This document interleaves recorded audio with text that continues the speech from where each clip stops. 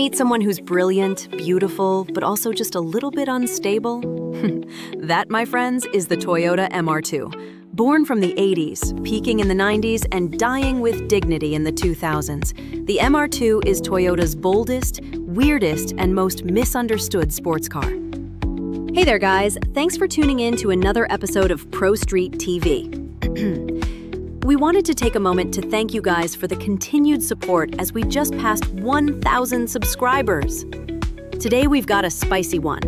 This is the complete history, rise, and hilarious fall of the Toyota MR2, the mid-engine miracle that was never supposed to exist, but thank God it did. Welcome to Pro Street TV.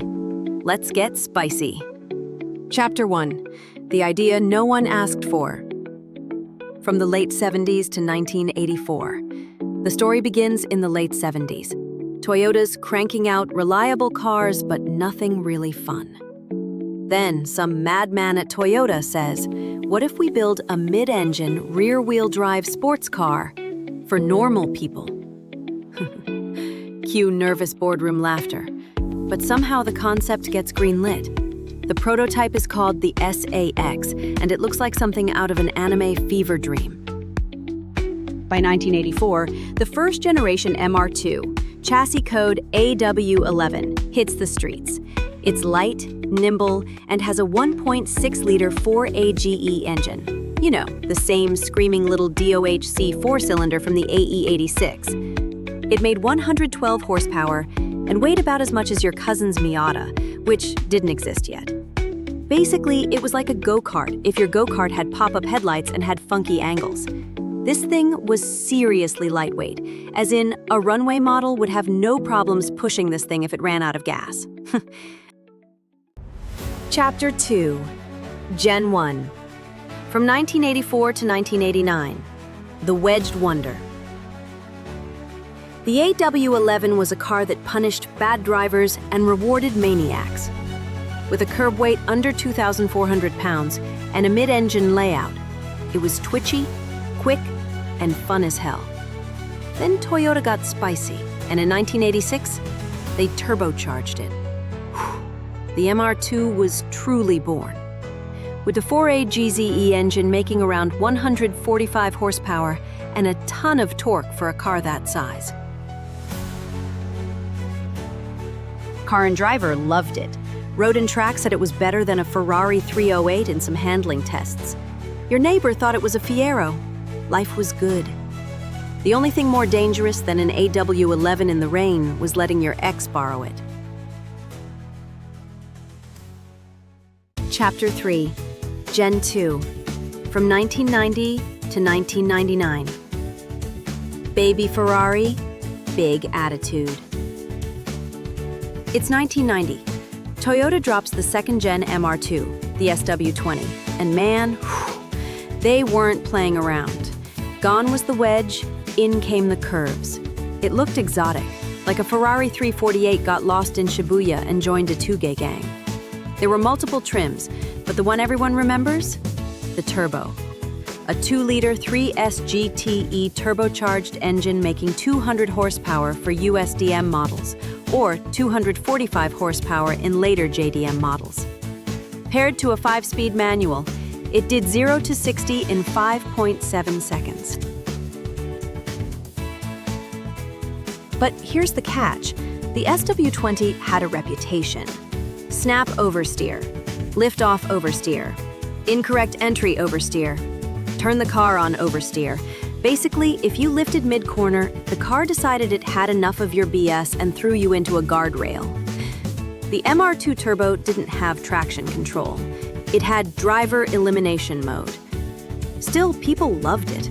It was fast, mod-friendly, and cool. Toyota even gave it T-tops. You weren't just driving, you were starring in your own action movie. But the 90s sports car bubble was bursting.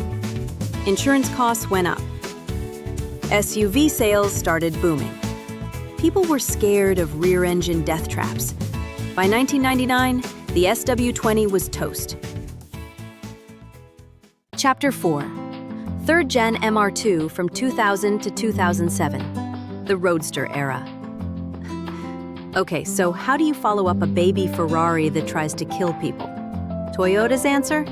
A smiley little convertible with no roof, no turbo, and no trunk.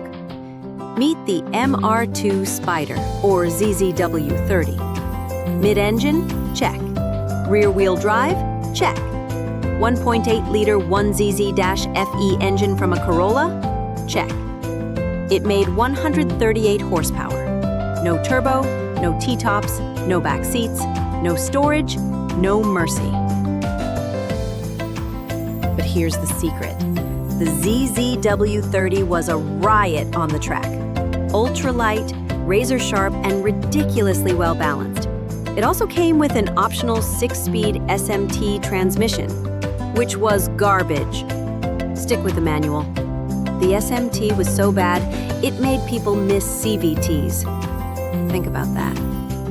By 2005, the Spyder was discontinued in most markets. The Miata outsold it, and the tuner crowd missed the boost. It went out quietly, like a ninja in a bathrobe. Chapter 5. Why the MR2 died again. So why did Toyota kill the MR2? Not once, but twice? Easy. Mid-engine cars are expensive to develop and scary to market.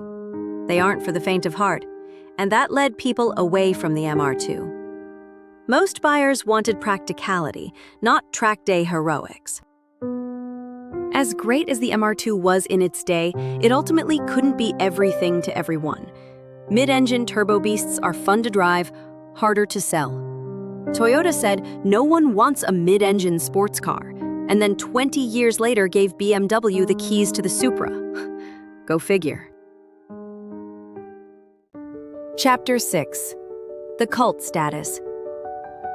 Today, the MR2 lives on in YouTube builds, time attack events, and Facebook marketplace listings with suspicious-looking paint jobs.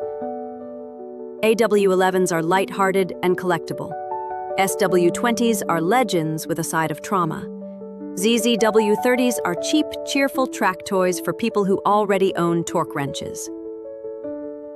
Owning an MR2 is like dating someone hot, mysterious, and emotionally unstable. 10 out of 10 would recommend. Just don't let them near a cliff. Whether it's the toaster AW11, the sideways yeeting SW20, or the topless happy go-kart ZZW30, the MR2 is Toyota's cult classic, loved by weirdos, respected by racers, and feared by anyone who's ever lifted off mid-corner. Long live the midship runabout. This has been Pro Street TV. Drop a comment below if you've owned, crashed, or dreamed about an MR2. Like, subscribe, and stay boosted. And remember, if you ever want to make your insurance company cry, just buy a turbo SW20 and move to a rainy state.